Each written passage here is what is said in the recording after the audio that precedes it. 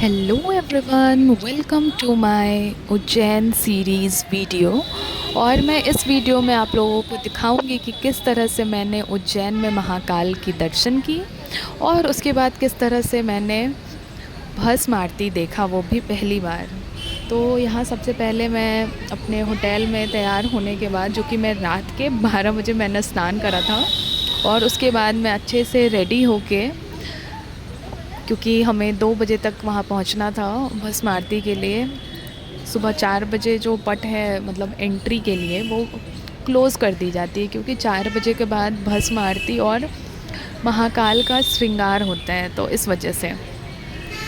तो उसके बाद मैं और मेरे पापा, हम लोग एकदम अच्छे से रेडी होके, और हम लोगों ने अखंड कपड़े पहने थे, क्योंकि ये हम लोग का पहली बार था कि हम लोग महाकाल के नगरी आए हुए हैं। और ये है रात के 1 बजे का सीन रास्ते में। और ये मेरे लाइफ के पहली बार था कि जब मैं किसी मंदिर रात के 12 बजे स्नान वगैरह करके जा रही थी। और उसके बाद फिर हम लोग मंदिर के रास्ते से होते हुए मंदिर पहुँचे, और पहली बार मैं पापा के साथ महाकाल नगरी गई। और इतना सुंदर, मतलब वहाँ पहुँचने के बाद लग ही नहीं रहा था कि ये रात के 1 बजे का दृश्य है।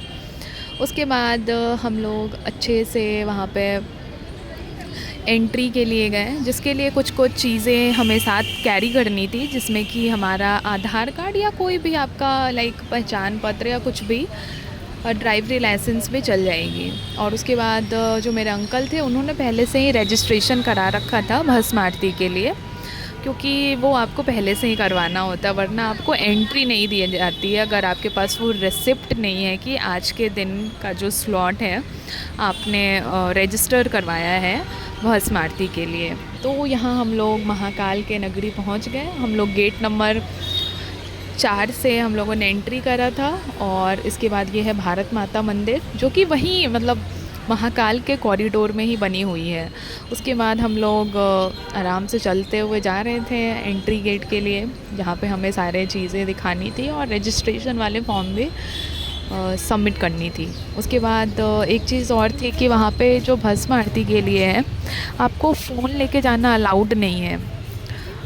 लेकिन काफ़ी लोग लेके चले जाते हैं, बट मैंने ऐसा नहीं करा। तो मैंने अपना फ़ोन जो है मैं बाहर ही रख दी थी। और जैसा कि आप देख रहे हो, मैं कितनी ज़्यादा एक्साइटेड थी इसके लिए, क्योंकि भस्म आरती का जो ये हमारा वाला सीन हुआ ना, वो एकदम अलग हुआ। कि पहले तो हम लोगों को लगा था कि हम लोग भस्म आरती नहीं कर पाएंगे, क्योंकि उसके लिए जो है काफ़ी दिन पहले से ही आपको स्लॉट पे रजिस्ट्रेशन करवानी होती है। लेकिन पता नहीं कैसे इत्तेफाक से हमारी रजिस्ट्रेशन उस दिन के लिए सेम डे पे एक्सेप्ट हो गई। और हम लोग इतने खुश थे कि एक बात तो है, अगर महाकाल आपको बुलाना चाहते हैं ना, तो किसी ना किसी रूप में और किसी ना किसी तरह आप वहाँ पहुँच ही जाओगे, जो कि बिल्कुल ऐसा ही हमारे साथ हुआ। और मैं इतनी ज़्यादा एक्साइटेड थी ये सारी चीज़ें देख के, महाकालेश्वर टेम्पल। और इसके बाद हम लोगों ने एंट्री की, और इसके बाद रजिस्ट्रेशन फॉर्म दिखाने के बाद मेरी फ़ोन पे सबमिट हो जाएगी, जो कि आगे की जो मतलब वीडियोस है वो मैंने शूट नहीं करा है, क्योंकि वहाँ अंदर अलाउड नहीं था, और मुझे ऐसा लग भी रहा था कि मुझे नहीं बनाना चाहिए। और उसके बाद भस्म आरती के बाद ये है सुबह का दृश्य। और उसके बाद हम लोग फिर रिटर्न अपने होटल में आए, यानी कि पूरी रात तो हम लोग सोए ही नहीं। तो फिर हम लोग आके पूरा रेस्ट किए अपने होटल में। और ये है गिलहरी, जो कि मैं मेरे होटल के सामने ही थी, तो मैंने उसका वीडियो बना दिया, और ये बहुत प्यारी थी। उसके बाद जो है यहाँ से फिर मैं और पापा सोने के बाद, आराम करने के बाद, हम लोग मम्मी ने शाम में फ़ोन करा कि कुछ प्रसाद लेते आना। तो फिर उसके बाद हम लोगों ने सोचा कि ठीक है, अभी थोड़ी देर आराम कर लेते हैं, शाम की चाय वगैरह पी के। फिर उसके बाद मैं, मेरे पापा और ड्राइवर और जो भी लोग थे हमारे साथ, हम लोग सबको ही गए प्रसाद लेने के लिए।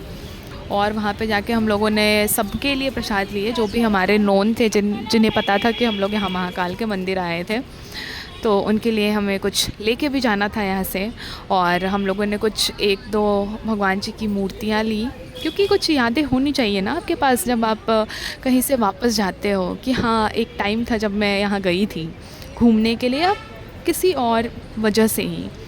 मुझे ऐसा लगता है कि मैं कहीं भी जाऊँ तो मैं वहाँ से कुछ ना कुछ ले आऊँ। ये ज़रूरी नहीं कि कुछ बड़ा या कुछ छोटा, लेकिन कुछ ना कुछ ले आऊँ ताकि मुझे एक जो कनेक्शन होता है ना, दो मेमोरी जो कि कहते हैं कि आप क्रिएट करते हो, आप कहीं पे भी जाते हो तो वो चीज़ होनी चाहिए ताकि आपको ये हमेशा एक चेन में रहने की